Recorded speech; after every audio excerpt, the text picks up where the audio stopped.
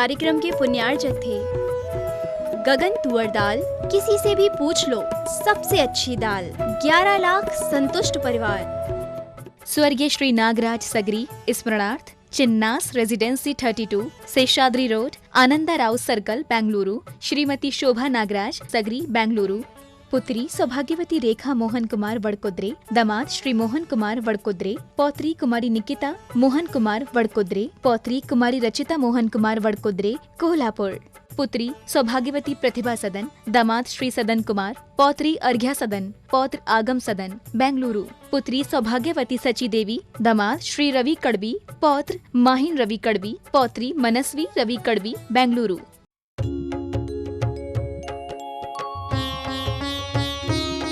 शंका समाधान। जय बोलिए देवादिदेव 1008 श्री मुनिसुव्रतनाथ भगवान की जय जय जय। परम पूज्य प्रातः स्मरणीय संत शिरोमणि आचार्य भगवान श्री विद्यासागर जी महाराज की जय जय जय। परम पूज्य शंका समाधान प्रवर्तक गुणायतन प्रणेता मुनिश्री 108 प्रमाण सागर जी महाराज की जय जय जय। परम पूज्य मुनिश्री 108 अरह सागर जी महाराज की जय जय जय। शंका समाधान के इस कार्यक्रम को यहाँ उपस्थित सभी लोग और जिनवाणी चैनल से, पारस चैनल से और प्रामाणिक ऐप के माध्यम से देख रहे देश विदेश के सभी महानुभावों का मैं यहाँ हार्दिक अभिनंदन स्वागत करता हूँ। मैं शंका समाधान के इस कार्यक्रम को ऑनलाइन जिज्ञासाओं के माध्यम से गुरुदेव के आशीर्वाद से पहला प्रश्न निवेदित करता हूँ। हाँ बोलो। उससे पहले आइए हम सभी गुरुदेव के चरणों में नमोस्तु निवेदित करते हुए अपने जीवन को कृतार्थ करें। सभी बोलिए, हे स्वामी नमोस्तु नमोस्तु नमोस्तु। ओ बोलो। हाँ। पहला प्रश्न गुरुदेव आपके चरणों में नितिन जैन बिनौली बागपत यूपी से रख रहे हैं। महाराज श्री नमोस्तु नमोस्तु। मेरी शंका की 2 कंडीशन है। पहली कंडीशन, यदि कोई स्कूल का छात्र बहुत ही मेहनत से पढ़ाई कर रहा है और वह रोजाना जिन भगवान के दर्शन करता है, स्वाध्याय करता है और बहुत धार्मिक क्रियाएं करता है, लेकिन सारा धर्म केवल इस भाव से करता है कि शिक्षा के क्षेत्र में मैं आगे बढ़ूं। दूसरी कंडीशन, एक दूसरा छात्र भी पढ़ाई व सारे धार्मिक क्रियाएं पहले छात्र की तरह बहुत लगन से करता है, लेकिन धर्म अपने जीवन को सार्थक बनाने के लिए करता है। तो मेरी शंका यह है कि दोनों में क्या अंतर है और कौन सा छात्र जीवन के क्षेत्र में बहुत आगे रहेगा। नमस्कार। देखिए, बहुत अच्छा। धर्म दोनों कर रहे हैं, दोनों का दृष्टिकोण अलग है। जीवन में धर्म का भी महत्वपूर्ण स्थान है और शिक्षा का भी महत्वपूर्ण स्थान है। मेरा कहना है कि जो विद्यार्थी है उसे विद्यार्जन को, शिक्षा ग्रहण को अपना धर्म मानना चाहिए और पूर्ण निष्ठा, लगन और भावना के साथ ज्ञानार्जन करना चाहिए। लेकिन धर्म की क्रिया को, जीवन को विशुद्ध और संस्कार निष्ठ बनाने के भाव से ही करना चाहिए।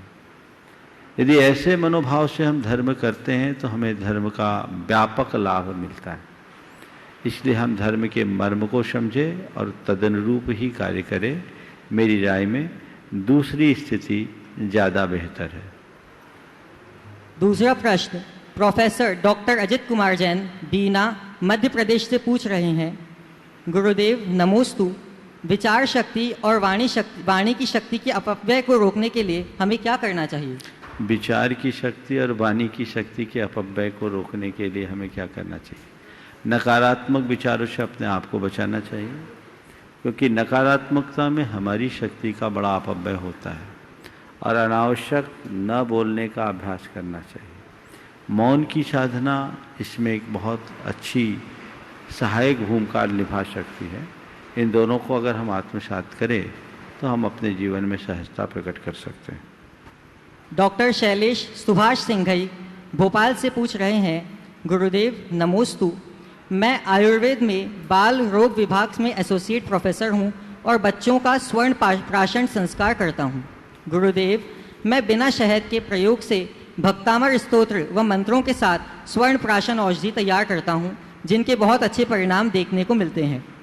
जो बच्चे कई वर्षों से एलोपैथिक मेडिसिन ले रहे थे उनकी मेडिसिन बंद हो गई और वे पूर्ण स्वस्थ हैं। गुरुदेव, अच्छे परिणाम को देखते हुए मेरे कई साथी चिकित्सक मुझसे वह मंत्र व विधि जानना चाहते हैं। मेरी शंका यह है कि क्योंकि स्वर्ण प्राशन की दवा में वे शहद का प्रयोग करते हैं, तो क्या उन्हें भक्तामर स्तोत्र या मंत्र बताना उचित होगा? कृपया मार्गदर्शन प्रदान करें।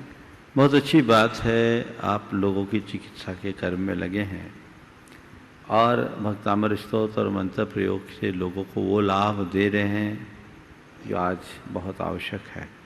स्वर्ण प्राशन की विधि भारत की बड़ी प्राचीन विधि रही है और ऐसा कहा जाता है कि जो बचपन से स्वर्ण प्राशन करते हैं उन्हें किसी भी प्रकार की वैक्सीनेशन की ज़रूरत नहीं होती। उनके शरीर की इम्यूनिटी स्वाभाविक रूप से इतनी सुदृढ़ हो जाती। जहाँ तक दूसरों को मंत्र देने का है तो आप उन्हें मंत्र दें जो मद्य मांस मधु का प्रतिज्ञापूर्वक त्याग कराए। अगर वो त्याग कराता है तो मंत्र देने में सार है, अन्यथा उस मंत्र को देना उचित नहीं।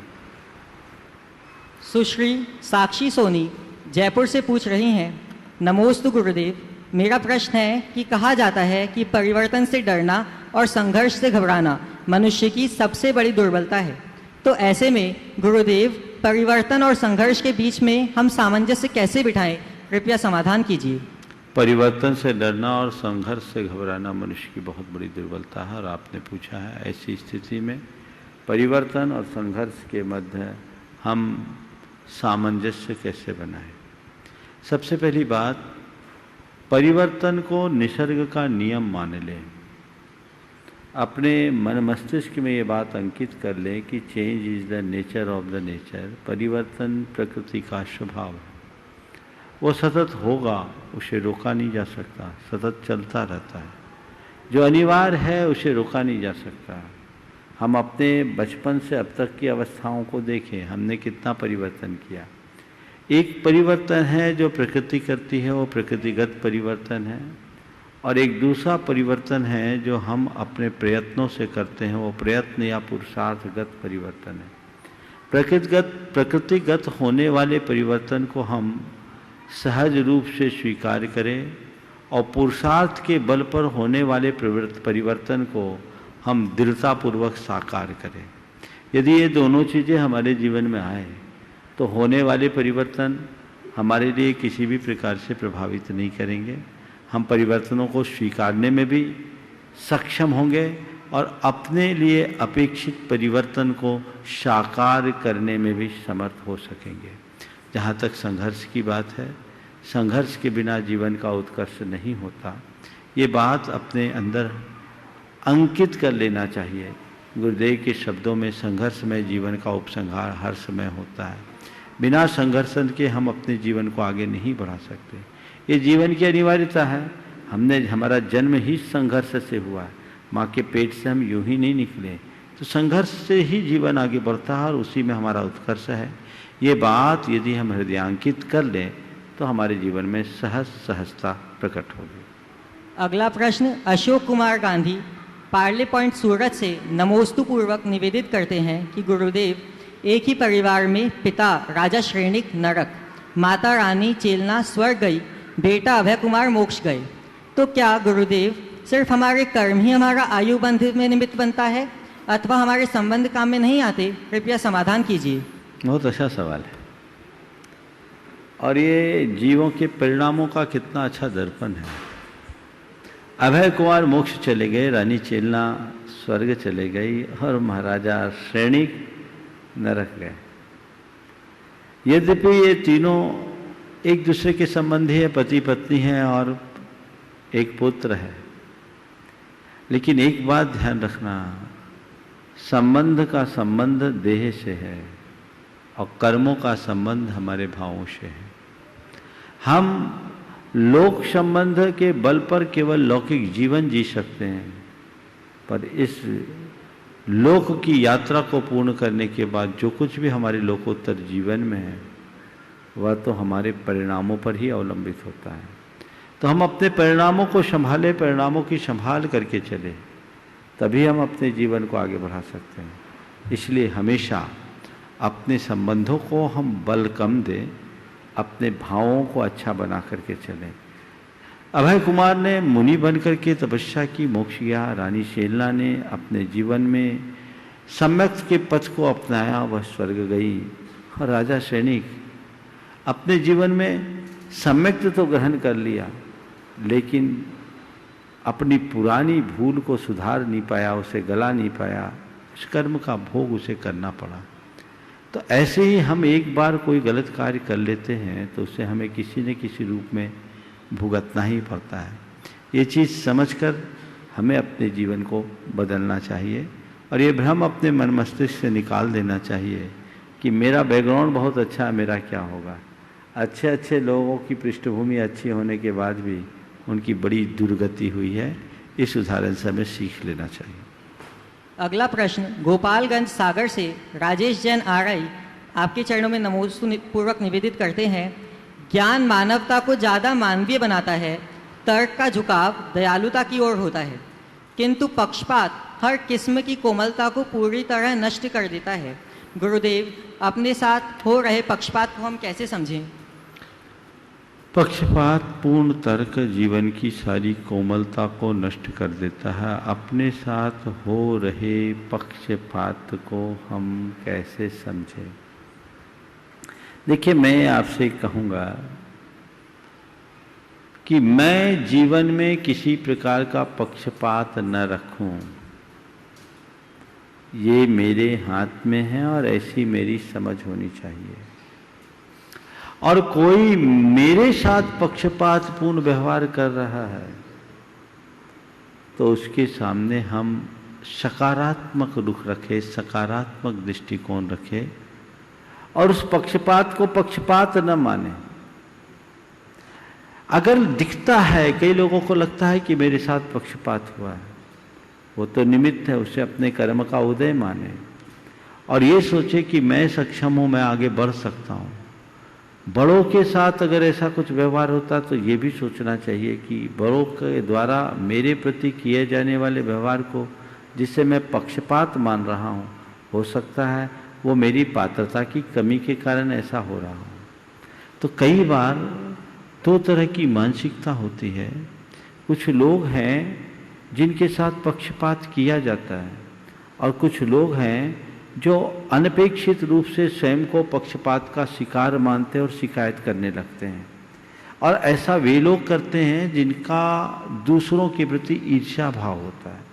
अगर तुम्हारे हृदय में ईर्ष्या भाव होगा तो पक्षपात न होने पर भी पक्षपात जैसा दिखेगा, और लेकिन तुम्हारे इसकी जगह तुम्हारे हृदय में उदारता की भावना होगी तो कोई तुम्हारे साथ कितना भी पक्षपातपूर्ण रवैया अपनाए, तुम्हारा मन उसे पक्षपात के रूप में नहीं दिखेगा। मैं एक ऐसे परिवार की बात करता हूँ जिनके दो बेटे, बड़ा बेटा, बड़ा होनहार बेटा, परिवार के व्यापार को बढ़ाने में उसकी सबसे बड़ी भूमिका रही। छोटा बेटा बड़े बेटे के 8 साल बाद कारोबार में हिस्सेदारी लिया, लेकिन पिता ने छोटे को ज़्यादा दे दिया, बड़े को कम दिया, बल्कि अपेक्षाकृत बहुत ही कम दिया। उसके मित्रों ने उससे कहा कि तुम्हारे साथ बड़ा पक्षपात हुआ है, तुम्हारे साथ तुम्हारे पिता ने बड़ा पक्षपात किया है। उसने दोनों हाथ जोड़े, बोले ऐसा न करें, मेरे पिता ने बिल्कुल सही किया है, क्योंकि उन्हें मेरी योग्यता पर विश्वास है। वे जानते कि ये तो सब कुछ कर लेगा, छोटे भाई को ज़्यादा ज़रूरत है क्योंकि वो उतना सक्षम नहीं है। उन्होंने जो किया वो बिल्कुल सही किया। ये उदारता जिसके हृदय में होगी वो पक्षपात को भी पक्षपात के रूप में नहीं देखेगा, और उसका परिणाम मैं बताता हूँ आपको। उसने अपने हुनर के बल पर अपने आप को काफ़ी आगे बढ़ा भी लिया। तो मैं आपसे यही कहूँगा, शिकायतें करने की आदत बदलिए, अपने मन को उदार और सोच को ऊंचा बनाइए, ताकि इस तरह की बातें हम पर किसी भी रूप में हावी ना हो सके। गुड़गांव से एक एनोनिमस क्वेश्चन आपके चरणों में आया है। नमोस्तु महाराज जी, जब भी आप बच्चों के बारे में प्रवचन देते हैं तो मेरी दादी कहती हैं कि सुन लो, काम आएगा। पर महाराज जी, जब आप दादी के ऊपर देते हो और मैं उनको कहता हूँ कि दादी सुनिए, तो वो कहती हैं कि हमारी उम्र हो चुकी है। महाराज जी, क्या ये उचित है? बहुत अच्छा सवाल। मैं समझ रहा हूं भी उसकी दादी भी सुन रही होगी और पोता भी सुन रहा होगा। देखो, लेकिन इसमें एक दृष्टिकोण रखना चाहिए। बड़ों के मन में एक भाव होता है कि छोटे लोग सही राह पर चले, और ऐसा वो इसलिए कहते हैं क्योंकि उन्हें अपने जीवन की गलतियों का अच्छा अनुभव होता है, उसे वो भोग चुके होते हैं। वो ये जानते हैं कि इस तरह की गलतियों का कुपरिणाम क्या है, मैं भोग चुका। तो जो सदाशय से भरे हुए लोग होते हैं वे हमेशा यही सोचते हैं कि जो गलती मैं कर बैठा वो गलती तुम्हें ना करनी पड़े। अगर इस आशय से बड़े हमें कोई सीख देते हैं तो हमें उसे हृदय से स्वीकार करना चाहिए। लेकिन बड़ों को भी चाहिए कि बच्चों के सामने वही आदर्श रखो जो कुछ अंशों में आप भी निभा सको। जहाँ तक दादी को इशारा करने पर दादी का ये जवाब, अब हमारी उम्र नहीं है, ये भी हमारे सीखने के लिए बहुत जरूरी है कि दादी ने अपने उम्र में सही रास्ता नहीं पकड़ा और अब उनकी उम्र नहीं बची तो उनने अपना जीवन व्यर्थ ही बर्बाद कर दिया। अभी मेरे पास उम्र है, मेरे पास समझ है, मेरे पास शक्ति है, मैं अपना परिवर्तन करना चाहूं तो आज भी कर सकता हूं। तो दादी या दादा ने जो गलती की उससे मैं दोहराऊं ये कोई जरूरी नहीं है। उनने गलती की, उनने अपने जीवन को भोग लिया। अब हम ऐसी गलती को नहीं दोहराएंगे और हम अपना अच्छा रास्ता पकड़ेंगे। कटनी से मनोज जैन दूरदर्शन आपके चरणों में नमोस्तु निवेदित करते हुए कहते हैं, गुरुवर, जैन अपरिग्रही होता है, उसके पास क्रय शक्ति होते हुए भी बेवजह खर्च नहीं करता। मेरा प्रश्न यह है कि इस व्रत के कारण कहीं हम अपने देश की जीडीपी को गिराने का प्रयास तो नहीं कर रहे? क्रय शक्ति होने के बाद भी खरीद न करना देश की जीडीपी को गिराने का प्रयास तो नहीं है। एक दृष्टि से ऐसा हम कह सकते हैं अगर हम बाजारी दृष्टि से देखें तो, लेकिन अपरिग्रह के आदर्श को यदि हम व्यापक रूप से पहचानें तो हम ये पाएंगे कि समाजवाद की स्थापना में अपरिग्रह से श्रेष्ठ और कोई दूसरा आदर्श नहीं है।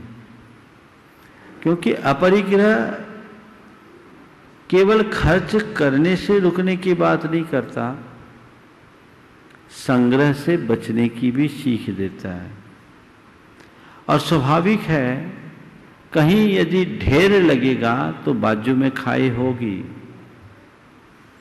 ये आर्थिक असमानता समाज के लिए एक बहुत बड़ी समस्या है। उससे मुक्ति अपरिग्रह के आदर्श से ही होगा। और जहाँ तक क्रय शक्ति होने के बाद भी अनावश्यक चीज़ों को न खरीदना एक गुण है, क्योंकि जरूरत से ज़्यादा खरीदने से, खरीदारी करने से महंगाई भी बढ़ती है और महंगाई मुद्रास्फीति का कारण बनती है। तो वो भी कहीं ना कहीं हमारी जीडीपी को तो प्रभावित करती है। इसलिए अगर हम चिंतन भी करें अर्थशास्त्रीय दृष्टि से तो व्यापक पैमाने पर सोचना चाहिए। किसी भी चीज़ की जरूरत से ज़्यादा मांग होना उसकी मूल्य वृद्धि का कारण है कि नहीं, और जरूरत से अधिक महंगाई मुद्रास्फीति का कारण है कि नहीं। किसी भी राष्ट्र की अर्थव्यवस्था में मुद्रास्फीति बाधक है या नहीं, हम समझ लें। तो मैं तो समझता हूँ अगर जैनों के इस अपरिग्रह के आदर्श को हम मान लें तो हमारी जीडीपी बढ़ेगी ही बढ़ेगी, घटेगी नहीं। और कदाचित जीडीपी कम भी हो तो भी देश में गरीबी नहीं टिकेगी। जयपुर से अमित जैन डोंगरगांव वाले नमोस्तु पूर्वक अपना प्रश्न पूछ रहे हैं, हे मुनिश्री, पंच परमेष्ठी की आरती करते समय जिस आनंद की फीलिंग्स हमें होती है उससे सभी परिचित हैं, लेकिन आरती करने का क्या मूल उद्देश्य है तथा आरती करते समय हमारे मन में क्या भाव रहना चाहिए, और आरती करते समय हमारे भाव मन एवं शरीर पर क्या साइंटिफिकली इफेक्ट होता है, कृपया समाधान करें। देखिए, आरती शब्द को देखें, आ रति से आरती। आरती आरती यानी सब ओर से रति या अनुराग की अभिव्यक्ति आरती है। आरती का प्रचलन बड़े प्राचीन काल से है। प्राचीन शास्त्रों में आरती के लिए 2 शब्दों का प्रयोग हुआ, आरतिका या नीराजन। ये अपने अनुराग की अभिव्यक्ति का साधन है। जब हम भगवान की या गुरु की पंचपरमेष्ठी की आरती करते हैं तो उनके गुणों का बखान करते हुए उनसे निकटता का आभास करते हैं। तो आरती करिए तो जो शब्द बोल रहे हैं उन शब्दों की अनुभूति करते हुए अपने भीतर के अनुराग को प्रकट कीजिए। अगर अनुराग प्रकट करके आप आरती करते हैं तो आपकी भाव विशुद्धि बहुत अधिक बढ़ती है और ये आपके पुण्य संचय और पाप की निर्जरा का निमित्त बनेगा। आरती के मतलब क्षण में आप हाव भाव से भरकर आरती करें। आपका रोम रोम पुलकित होना चाहिए, हृदय में हर्ष का भाव होना चाहिए, मन आनंद से भर जाना चाहिए। केवल कमर हिलाने का नाम आरती नहीं। आजकल आरती के नाम पर फिल्मी पैरोडी ज़्यादा होने लगी है और वहाँ हमारे समाज के युवक युवतियाँ अभद्र तरीके से नृत्य भी करने लगे हैं। वो आरती नहीं।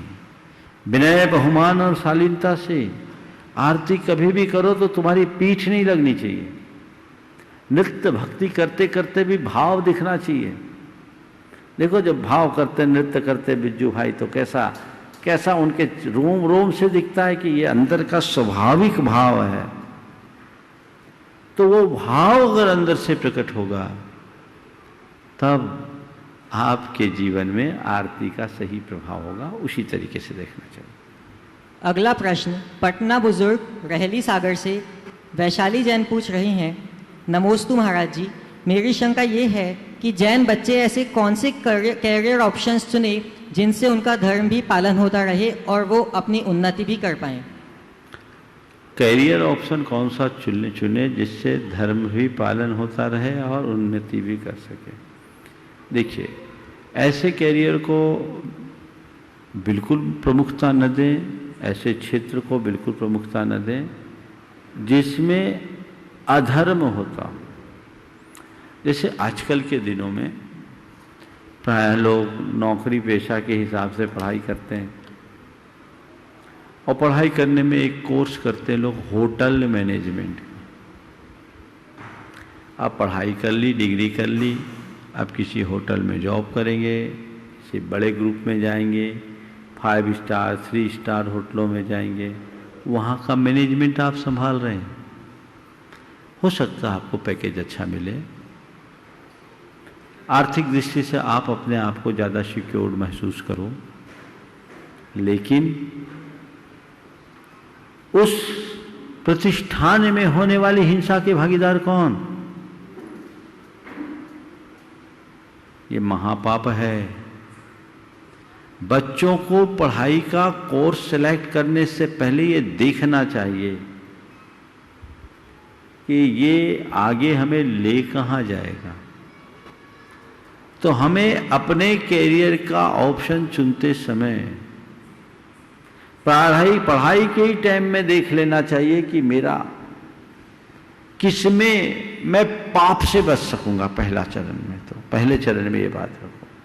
फिर दूसरे चरण में ऐसे क्षेत्र को आप अपने कैरियर का हिस्सा बनाइए जिसमें आपकी व्यस्तता कम से कम हो, अल्पतम व्यस्तता, न्यूनतम हिंसा और अधिकतम आय हो। देखो क्या दृष्टिकोण होता है एक धार्मिक व्यक्ति का। मेरे संपर्क में एक व्यक्ति है जो आज बड़े उच्च अधिकारी हैं। आज से लगभग 30 वर्ष पहले इंजीनियर थे। उनका 2 विभागों में चयन हुआ,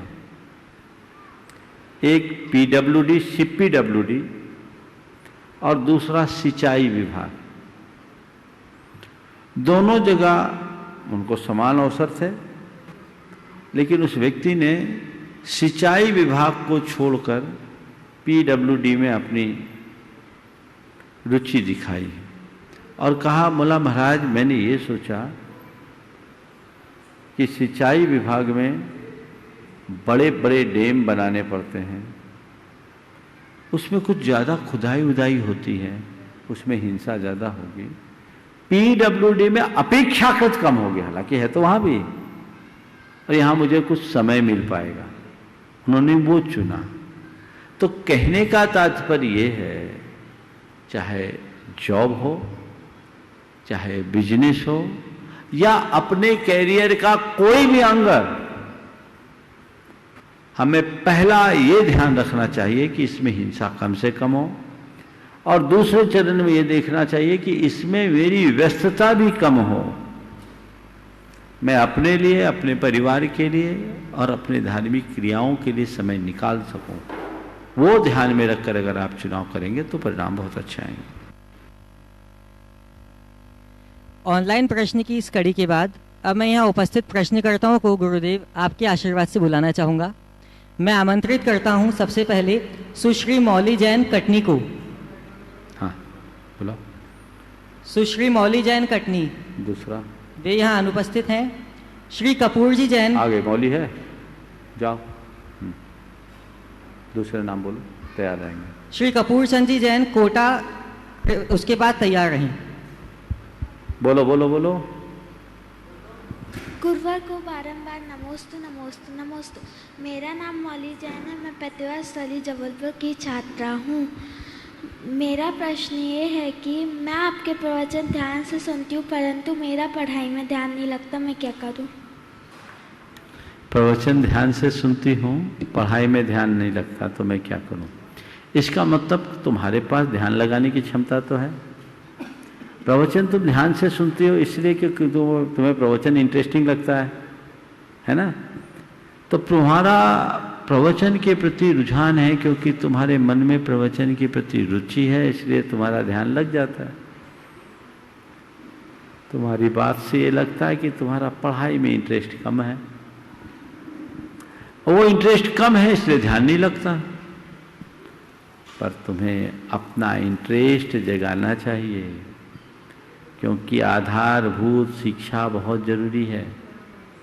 तुम जैसे बच्चों का प्रवचन के प्रति रुझान होना बहुत ही प्रशंसनीय बात है, और तुम कहीं भी एकाग्र हो सकती हो। बस अपनी रुचि जगाओ, मन में ठान लो कि नहीं मुझे पढ़ाई तो करना ही, अपना कोर्स कंप्लीट करना, अच्छे से करना है, और साथ साथ धार्मिक रुचि है उसे भी पूरी करो, लेकिन पढ़ाई को गौर मत करो। श्री कपूर चंद जी जैन आए और अपना प्रश्न रखें, और उसके बाद सुश्री नैनी जैन तैयार रहें। गुरुदेव के चरणों में मेरा, मेरे परिवार का और गुणाधन परिवार कोटा का त्रिबार नमोस्तु नमोस्तु नमोस्तु नमोस्तु। गुरुदेव, मनुष्य योनि में आंसू का जीवन में क्या महत्व या मूल्य, वैल्यू, अहमियत या कीमत है? आंसू सुख में भी आते हैं, दुख में भी आते हैं, ऐसा क्यों? आंसू का हम किस प्रकार अपने दिल की जुबान बना सकते हैं? मनुष्य जीवन में आंसू का क्या महत्व है? आंसू तो मनुष्यों के क्या अन्य प्राणियों में भी आते हैं। हालांकि विज्ञान अभी तक इसे सुलझा नहीं पाया कि आंसू क्यों आते हैं। अभी तक कोई स्पष्ट अवधारणा प्रकट नहीं हुई। ये हमारे भावनात्मक अनुभूति के परिणाम स्वरूप आंसू आते हैं, लेकिन आंसू का जीवन में बड़ा महत्व है। आंसू के संदर्भ में 4 बातें कहूँगा। आंसू आना, आंसू पोंछना, आंसू पीना और आंसू सूखना,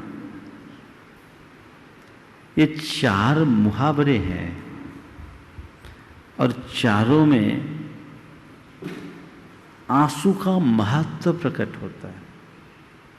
आंसू हमारे अंदर आते हैं, आंखों में आते हैं। ये हमारी भावनाओं की अभिव्यक्ति का साधन है, चाहे वो हर्ष के क्षण हो या दुख के। और आंसू के संदर्भ में तो कहते हैं कि बच्चा जब जन्म लेता है, अगर वो रोए नहीं तो अनेक प्रकार की बीमारियों से ग्रसित हो जाता है। तो आंसू का महत्व तो हमारे जन्म से ही है, इसलिए आंसू आना बुरी बात नहीं है। आंसू आना बुरी बात नहीं, आंसू आना अच्छा है। कई बार देखने में आया है किसी के जीवन में कोई बड़ा वियोग हुआ और व्यक्ति ने उसे देखा, उसकी आंखों से आंसू नहीं आया, रोया नहीं, वो सदमे में बैठ जाता है। आती ना बातें, लोग उसे रुलाना चाहते कि रो ले तो किसी भी तरीके से उसका जी हल्का हो जाए। तो आंसू आने से हमारा जी हल्का होता है, अनुभव है ना। तो आंसू आना अच्छी बात है। दूसरी बात, आंसू पोंछना। आंसू पोंछना, आंसू पोंछना और अच्छी बात है। आंसू पोंछने का मतलब है कोई दुख में हो तो हम उसके पास जाकर सहानुभूति परक चार बातें करें, जिससे उसको एक अच्छी प्रेरणा मिले, उसका मनोबल जागृत हो। तो आंसू पोंछना कर्तव्य है। आंसू आना अच्छी बात, आंसू पोंछना कर्तव्य। आंसू बहाना, तीसरा एक और ले लो। आंसू बहाना दुर्बलता। कुछ लोग हैं जो केवल आंसू ही बहाते, अपना रोना ही रोते रहते हैं। ये बड़े कमजोर किस्म के लोग होते हैं। चाहे जब अपना रोना रोने, केवल आंसू बहाना, ये दुर्बलता के चिन्ह है। अपने भी आंसू मत बहाओ और किसी औरों के आंसू बहने में निमित्त मत बनो।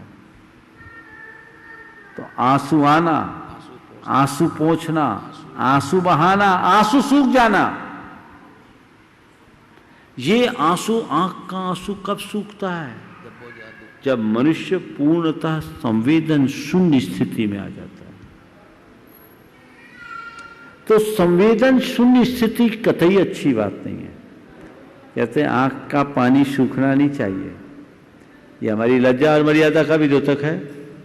इसलिए आंसू का अपना महत्व और महात्मा है, हमें उस तरीके से देखना चाहिए। नमोस्तु गुरुवर, नमोस्तु गुरुवर, नमोस्तु। सुश्री नैनी जैन आए और अपना प्रश्न प्रस्तुत करें। अगले प्रश्न के लिए श्रीमती शोभा जैन तैयार रहें। महाराज जी, तो मेरे और मेरे परिवार की तरफ से बारंबार नमोस्तु नमोस्तु नमोस्तु। महाराज जी, मेरा प्रश्न ये है कि हम छोटे बच्चे धर्म कैसे जाने और कैसे करें ताकि हम भी धर्मी बन सकें।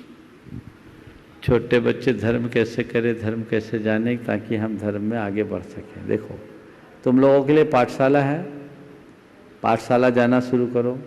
पाठशाला में जो बातें सिखाई जाए वो सीखो। स्कूल की पढ़ाई करने के बाद जो समय बचे, थोड़ी बहुत धर्म की बातें करना शुरू करो। घर से ही वातावरण बनाओ। एक बहुत अच्छा काम कर सकते हैं, बच्चों को कहानियों के माध्यम से, कथा उपकथाओं के माध्यम से धर्म की बातें, तत्व की बातें सिखा सकते हैं।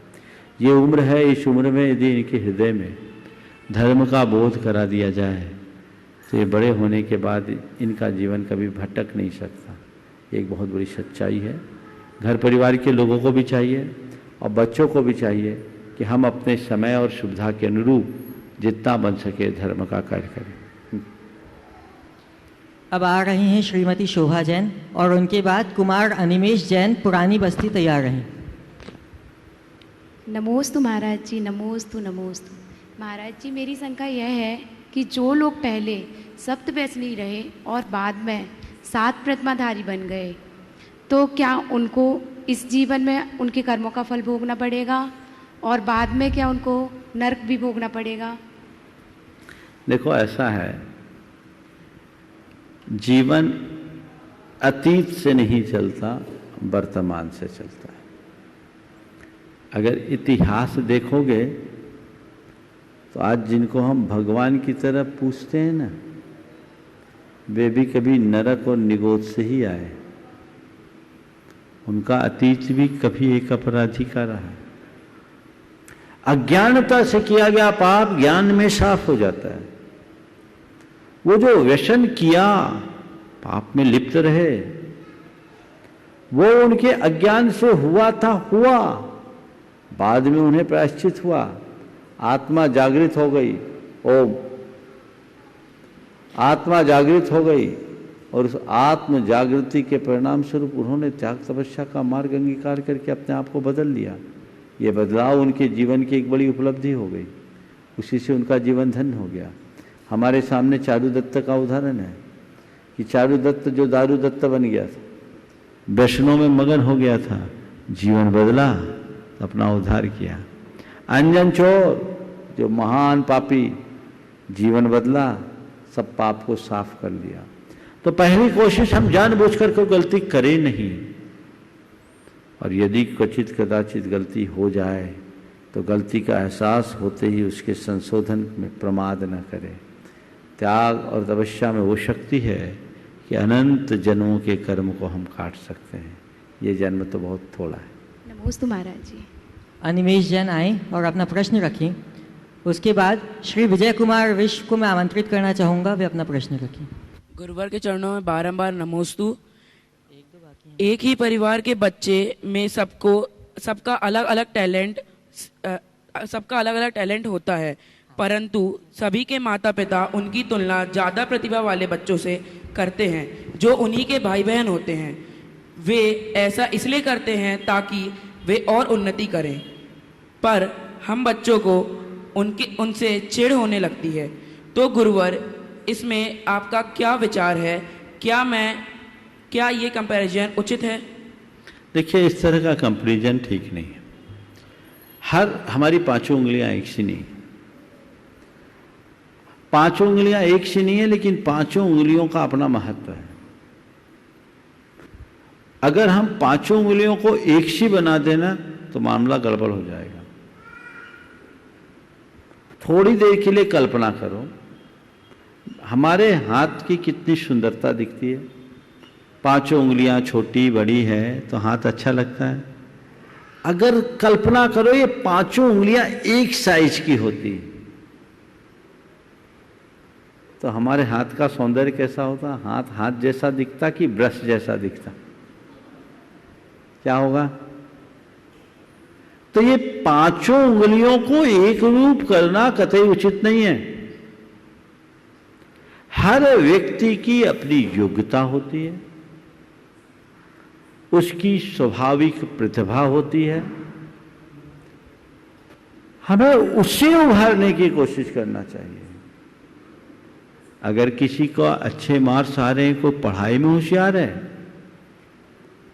तो उसकी पढ़ाई के लिए प्रोत्साहित करके आगे बढ़ाओ। दूसरा, अपेक्षाकृत पढ़ाई में कम है लेकिन वो अन्य कार्यों में होशियार है, घर के कार्य करने में सक्षम है, उसका माइंड टेक्निकली चल रहा है और किसी चीज में चल रहा है, तो जो उसकी स्वाभाविक प्रतिभा है उसे निखारने की कोशिश करो, उसमें उसको आगे बढ़ाओ। सभी एक लाइन में, तो उससे बच्चों के दिमाग में अतिरिक्त दबाव उत्पन्न होता है, एक्स्ट्रा प्रेशर पड़ता है। मैं आपको एक घटना बताता हूं, बड़ी लोमहर्षक घटना है। बड़े भाई का बेटा आईआईटी में सेलेक्ट हो गया। छोटे भाई की इच्छा प्रबल थी कि मेरा बेटा भी आईआईटी ही करे। उसके बेटे की इच्छा बिल्कुल नहीं थी कि मैं आईआईटी करूं, वो चाहता था कि मैं आपके बिजनेस में आगे बढ़ूंगा। पिता ने उसे शुरू से दबाव दिया, नहीं बेटा तू आईआईटी करेगा, तुझ में टैलेंट है, तू कर सकता है, तू आईआईटी कर, आईआईटी कर, आईआईटी कर। उसको दबाव देकर जबरदस्ती कोटा पढ़ाई करने के लिए भेज दिया। 1.5 वर्ष हुआ, वहाँ वो मानसिक रूप से तो तैयार था ही नहीं, वहाँ का माहौल, प्रेशर पड़ा, सुसाइड कर लिया। ऐसी घटनाएं आए दिन होती है। इसमें जिम्मेदार कौन है? अब वो लोग रो रहे हैं कि हमने गलत किया। तो बच्चों के ऊपर जरूरत से ज्यादा दबाव नहीं डालना चाहिए और अपेक्षा भी नहीं करना चाहिए। एक दूसरे से इस तरह का कंपैरिजन करना बहुत सारी मनोविकृतियों को जन्म देता है और बहुत सारी समस्याएं प्रकट कर देता है। हमें इस जगह सावधान होना चाहिए उसी अनुरूप कार्य करना चाहिए। उसमें जो अपना टैलेंट है उसे डेवलप कीजिए। और एक बात और बता देता हूं, पढ़ाई में अच्छे नंबर लाने वाले लोग जीवन में हर जगह अच्छा परिणाम लाए ऐसा कोई जरूरी नहीं है। बहुत जगह देखने में यह आता है कि टॉपर्स तो धरे रह जाते हैं और खींचतान के पास होने वाले शिखर पर पहुंच जाते हैं। मेरे संपर्क में एक युवक है, वो चार्टर्ड अकाउंटेंट बना, अपने टाइम का टॉपर था, उसके बाद चार्टर्ड अकाउंटेंट बना। वो बोलता है महाराज मैं चार्टर्ड अकाउंटेंट बन करके भी वो नहीं कर पाया जो मेरे साथ सबसे कम मार्क्स लेकर के पास होने वाले लोग आगे बढ़ गए। तो अपना अपना टैलेंट है। अशोक जी पाटनी ने एक दिन सुनाया था, ये मैं माँ बाप के लिए कह रहा हूँ, बच्चों के लिए नहीं कह रहा हूँ, कि वो जब पढ़ते थे तो पढ़ते समय कम ध्यान दिया करते थे। तो एग्जाम था, तैयारी नहीं थी। ये अशोक जी पाटनी ने जो सुनाया वो बता रहा हूँ आपको। तो उन्होंने क्या किया, अपने हाथ में झूठा पट्टा बंधवा लिया और फ्रैक्चर बता दिया। एक राइटर को ले गए लिखने के लिए, राइटर को ले जाने की छूट रहती है। अब राइटर गया, एक राइटर गया और राइटर टैलेंटेड था, उसको सेट कर लिया, राइटर ने लिख दिया, अब वो पास हो गए। वो कहते वो राइटर आज भी घूम रहा है और मैं कहां से कहां पहुंच गया। तो क्या है, मैं इसका अर्थ ये नहीं समझना महाराज कह दे रहे हैं कि पढ़ाई पर ध्यान नहीं दो। पढ़ाई पर पूर्ण ध्यान दो, पर केवल नंबर को पढ़ाई का प्रतिमान मत मानो। एक दूसरे की तुलना नंबर से मत करो, उसकी जो अन्य योग्यताएं उसे साकार करो। श्री विजय कुमार जी विश्व और इसके बाद श्रीमती अनुष्का अर्पित जैन तैयार हैं। नमोस्तु भगवान। मेरा शंका सपने से है कि सपना क्या है, और ये घंटों अपन आंख बंद करके बैठे रहते हैं तब कुछ नहीं आता है, और थोड़ी सी निद्रा आती है तो सपने ऐसे आते हैं कि जिसका कोई पार नहीं है। क्या निद्रा अवस्था में हमारा मनोयोग चलता है या क्या मतलब ऐसा है जिसमें इस प्रकार की व्यवस्था, ऐसे ऐसे सपने आते हैं कि जिसका कोई लिंक नहीं मिलता है? देखिए, बहुत अच्छा सवाल आपने किया है। सपने के संदर्भ में विभिन्न दृष्टियों से अलग अलग अध्ययन हुआ। मेडिकल साइंस के अनुसार जब हम सोते हैं हमारा स्नायु तंत्र संकुचित होता है और हमारे स्वप्न जगत की सृष्टि होती है। मनोविज्ञान के अनुसार हमारे सोते समय स्नायु तंत्र के संकुचन से हमारी रुद्ध और अव्यक्त इच्छाएं विभिन्न प्रतीकों के रूप में प्रकट होती है। 3 प्रकार की इच्छा होती है, व्यक्त इच्छा, अव्यक्त इच्छा और रुद्ध इच्छा। रुद्ध इच्छा, व्यक्त इच्छाएं वो है जो हम प्रकट कर देते हैं, अव्यक्त इच्छाएं वो है जो किन्हीं कारणों से हम प्रकट नहीं होती, और रुद्ध इच्छा वो है जो अंदर ही अंदर रुक जाती। तो स्वप्न जगत में अव्यक्त और रुद्ध इच्छाएं विभिन्न प्रतीकों के रूप में प्रकट होती है, ऐसा मनोवैज्ञानिकों का कहना है। आयुर्वेद के अनुसार वात, पित्त और कफ, इन त्रिदोष के असंतुलन से स्वप्न आता है। ज्योतिष के अनुसार स्वप्न हमें भावी घटनाओं की संसूचनार्थ आते हैं, और कर्म शास्त्र के अनुसार स्वप्न दर्शनावर्ण कर्म के परिणाम स्वरूप आता है। लेकिन ये सपना है, सपना सपना है। विज्ञान कहता है कि मनुष्य को सपना ना आए तो पागल हो जाए। हमारे माइंड को रेस्ट मिलता है सपने से, रिफ्रेश हो जाते हैं। लेकिन हाँ, ज़्यादातर सपने हमें याद नहीं रहते हैं, कुछ सपने याद होते हैं। स्वप्न शास्त्र के अनुसार मैं आप लोगों से कुछ बातें कहना चाहूंगा। स्वप्न शास्त्र के अनुसार हमारे ज्यादातर सपनों का कोई फल नहीं होता, निष्फल होते हैं। अस्वस्थ व्यक्तियों के सपनों का कोई मतलब नहीं होता।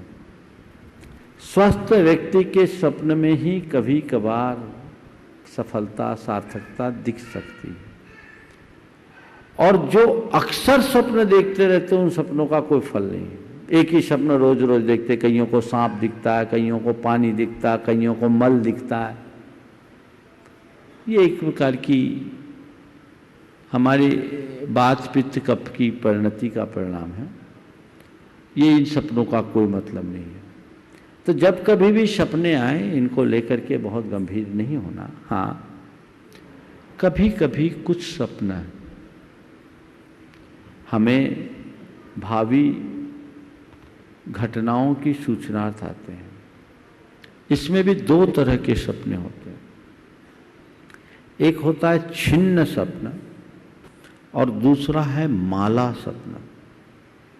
माला, छिन्न स्वप्न का मतलब एक स्वप्न देखा, खत्म, फिर दूसरा सपना आया, वो खत्म, फिर तीसरा आया, वो खत्म। जैसे तीर्थंकर की माँ 16 सपना देखी, एक दूसरे सपनों से वो लिंक्ड नहीं था। एक सपना टूटा, दूसरा सपना टूटा, तीसरा सपना, ये छिन्न सपना। माला सपना घंटों सपने में रहते हैं, एक यात्रा चलती है, समझ गए? तो प्रायः माला स्वप्न तो निरर्थक से ही होते हैं, प्रायः, कभी कभी उसका भी अर्थ है।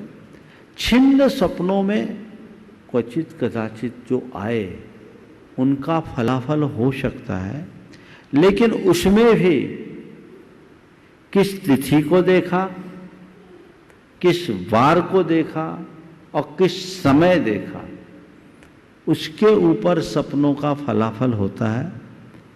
तो सपनों को सपनों की तरह देखना चाहिए और उसको लेकर के ज़्यादा परेशान नहीं होना चाहिए। शास्त्रों में ऐसा बताया है कि दुस्वप्न दिखे, उठते ही नींद टूट जाती है। ऐसे सपनों में, दुस्वप्नों में प्राय नींद टूटती है। आप 9 बार प्रभु स्मरण करें, नमोकार का जाप करें, ताकि उस दुस्वप्न का फल दूर हो जाए। श्रीमती अनुष्का अर्पित जैन और इसके बाद कुमार अनिमेश जैन तैयार हैं। अनिमेश तो हो गया, दूसरा गुरुवर के चरणों में नमोस्तु नमोस्तु नमोस्तु। गुरुवर, आपकी पुस्तक में लिखा है, दिव्य जीवन का द्वार पुस्तक में लिखा है, नजरें तेरी बदली, नजारे बदल गए, किश्ती ने बदला रुख तो किनारे बदल गए। गुरुवर, इसका अर्थ में आपके द्वारा समझ लें। उसी में लिखा, उसी में पढ़ो ना, किताब पढ़ी है तो उसमें तो अर्थ लिखा ही होगा। लेकिन आपके द्वारा नजरे तेरे बदले तो नज़ारे बदल गए, यानी तुम्हारी दृष्टि बदल गई तो नज़ारा बदला, यानी पूरा माहौल बदल गया, संसार बदल गया, सृष्टि बदल गई। किश्ती ने रुख बदला तो जो किश्ती का अर्थ था नाव, अभी इस पार से उस पार आ रही थी, डायरेक्शन चेंज कर दिया तो इस पार से उस पार चले जाएंगे। माने हमारी दृष्टि से, हमारे नजरिए से पूरा संसार जुड़ा है। हम जैसे दृष्टिकोण को अपनाते वैसा जीवन बनता है। कुमार अनिमेश जैन।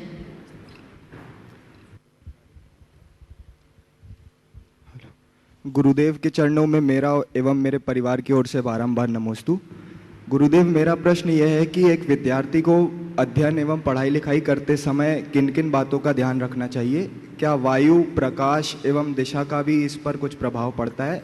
और कुछ लोग लेट कर भी पढ़ाई करते हैं, ये कहाँ तक उचित है? बहुत अच्छा सवाल किया।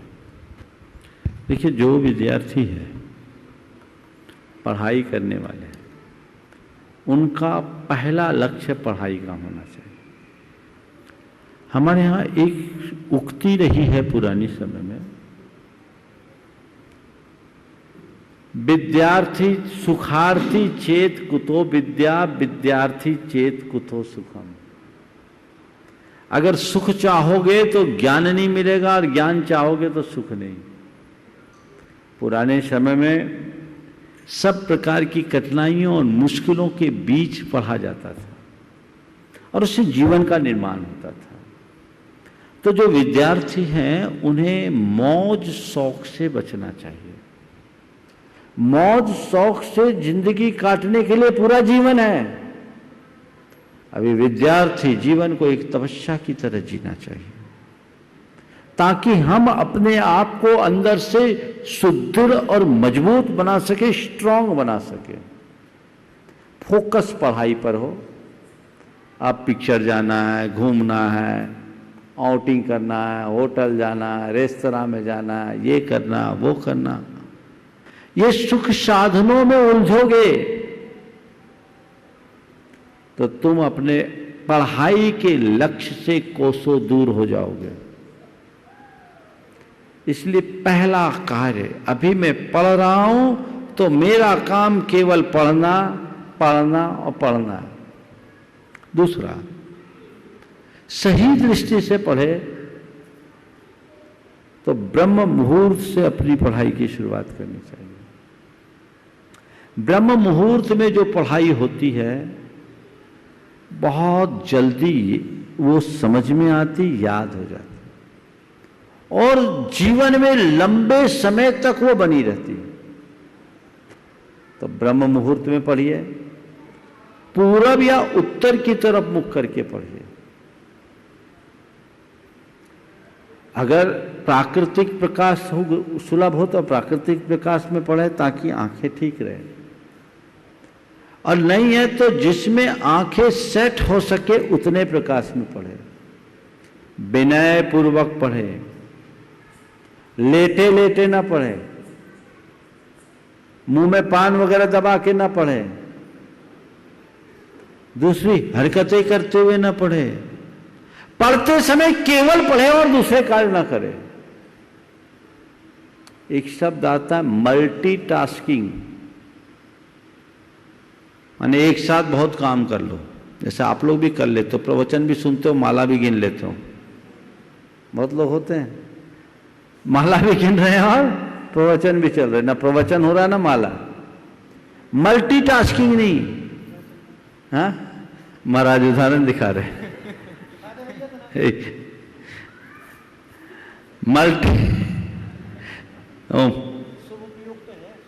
मल्टीटास्किंग नहीं होना चाहिए। पढ़ाई करते समय कई तरह की लोग हरकतें करते रहते, एक्टिविटीज करते रहते, वो नहीं। पढ़ाई के समय केवल पढ़ाई करोगे तो तुम्हारा उसमें पूर्ण फोकस बनेगा और उससे जीवन में स्थिरता आएगी। कम समय में ज़्यादा सीख सकोगे, कम प्रयास से ज़्यादा सीख सकोगे और मेंटल प्रेशर से भी मुक्त रहोगे। तो ये सब जो आजकल प्रवृत्ति बन गई, पढ़े पढ़े पढ़ना, लेटे लेटे पढ़ना, जूता चप्पल पहन करके पढ़ना। अब तो स्कूल में ही जूता चप्पल पहना के बिठाया जाता है, ड्रेस में ही जूता चप्पल। अब विनय के संस्कार कहाँ होंगे? हमारे यहाँ स्कूल को, विद्यालय को मंदिर के रूप में देखा जाता था। अब सब पाश्चात्य परंपराएं जुड़ गई है, तो उसका कुपरिणाम ये दिख रहा है कि ज्ञान तो आ रहा है, संस्कार नहीं आ रहे। हमें संस्कार युक्त शिक्षा को अंगीकार करना चाहिए, जिससे हम अपने जीवन को सुंदर बना सकें। उपस्थित महानुभावों के प्रश्नोपरांत मैं अपना रुख पुनः ऑनलाइन क्वेश्चंस की ओर करना चाहता हूं। गुरुदेव, औरंगाबाद जयश्री जयचंद पाटनी पूछ रहे हैं, नमोस्तु महाराज जी, सपने पूर्ण नहीं हो रहे, अपने साथ नहीं दे रहे, तन मन धन सब कुछ अर्पण करके भी अपनों को संतुष्टि नज़र आ नहीं रही। उसी वक्त गैर तारीफ करते नहीं थकते, अपनों को कुछ भी अच्छा नहीं लगता, जीवन जिए तो कैसे? कृपया शंका का समाधान करो। सपने पूर्ण नहीं हो रहे, अपने साथ नहीं दे रहे, तो ये अपने और सपने दोनों को सपना मानो और ये मान के चलो आज तक किसी का सपना पूर्ण हुआ ही नहीं। तुम्हें अपना सपना तोड़ देना चाहिए। इन सब को सपना समझो और अपने सपने को यानी भ्रम को तोड़ दो, यथार्थ को समझने की कोशिश करो। ऐसे अवसर पर व्यक्ति को परमुखापेक्षी बनने की जगह आत्मदृष्टि से संपन्न होना चाहिए और वही अपने जीवन में अच्छाई घटित कर सकता है। सिहोरा मध्य प्रदेश से श्री आलोक कुमार जैन पूछ रहे हैं, नमोस्तु गुरुदेव, निर्व्यापक मुनि किन्हें कहते हैं? क्या इनमें कोई अतिरिक्त उपलब्धि होती है? देखिए, निर्यापक क्या है? एक विशेष दायित्व है। पहले भी मैंने इस विषय में बोला है। आचार्य कुंद ने प्रवचन सार में एक गाथा लिखी है। गुरुत्व पब्बत दाए गो हो दी, छेदो सु लिंगक गहने तेसिन गुरुत्व पब्बत दाए गो हो दी, छेदो सु अट्ठवगा शेषा निजावगा भनिया। कि जो दीक्षादायक होते हैं वो गुरु होते हैं, गुरु दीक्षा देते हैं। और गुरु की दीक्षा के उपरांत संघ बड़ा है, बड़े संघ में उनके अध्ययन अध्यापन और उनके संस्कार की वृद्धि के लिए अगर किसी मुनि विशेष को इस तरह का दायित्व दिया जाए तो उसे निर्यापक कहा जाता है। वो एक शिक्षा गुरु के रूप में होते हैं, जिनके सानिध्य में रहकर वह पढ़े लिखे आगे बढ़े, जो उनको स्थिर बना सके, संस्कार दे सके, वो निर्यापक है। निर्यापक अनेक हो सकते हैं और निर्यापक भी मुनि हैं, आचार्य।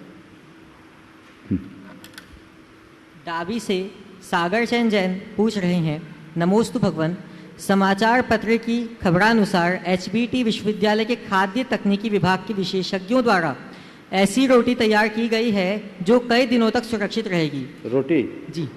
यानी कि एक दिन बनाओ और कई दिनों तक खाओ, और इस शोध को वह महिलाओं के लिए खुश खबर बताते हैं। यह उत्पाद जल्द ही व्यावसायिक रूप से बाजार में उतारा जाएगा। भगवान, जिज्ञासा है कि यह व्यावसायिक व उपभोक्तावादी सोच व्यक्ति को भोजन, स्वास्थ्य व मानसिकता पर किस प्रकार व क्या प्रभाव छोड़ेगी? नमोस्तु। ये तो समय ही बताएगा। एक दिन बनाओ और कई दिन खाओ तो बाद में जिंदगी भर दवाई खाने के लिए मजबूर होना पड़ेगा, क्योंकि शरीर से मेहनत नहीं रहेगी तो और रही सही कसर खत्म हो जाएगी। हम एक ही बात संक्षेप में कहते हैं कि हमें प्रकृति के ऊपर निर्भर होकर रहना चाहिए। प्राकृतिक व्यवस्थाओं के विरुद्ध जो कुछ भी होगा वो हमारे अनुकूल नहीं होगा। ये सब पूरी तरह से उपभोक्तावादी सोच को बढ़ाने वाली बात है, हमें इनसे बचना चाहिए। आज नए ड्राइवर ने गाड़ी को बहुत सकुशल मंजिल तक पहुंचाया है। एक बार जोरदार करतब ध्वनि से उनका अभिवादन करें। बोलिए परम पूज्य आचार्य गुरुवर श्री विद्यासागर जी महाराज की। बोलिए परम पूज्य मुनि श्री 108 प्रमाण सागर जी महाराज की जय। परम पूज्य मुनि श्री 108 अरह सागर जी महाराज की जय।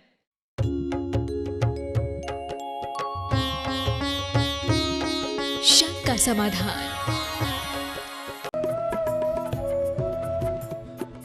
इस कार्यक्रम के पुण्यार्जक हैं गगन तुअर दाल, किसी से भी पूछ लो सबसे अच्छी दाल, 11 लाख संतुष्ट परिवार। स्वर्गीय श्री नागराज सगरी स्मरणार्थ Chinnas residency 32, Sheshadri road, Anandrao circle, Bengaluru. Shrimati Shobha Nagaraj Sagari, Bengaluru.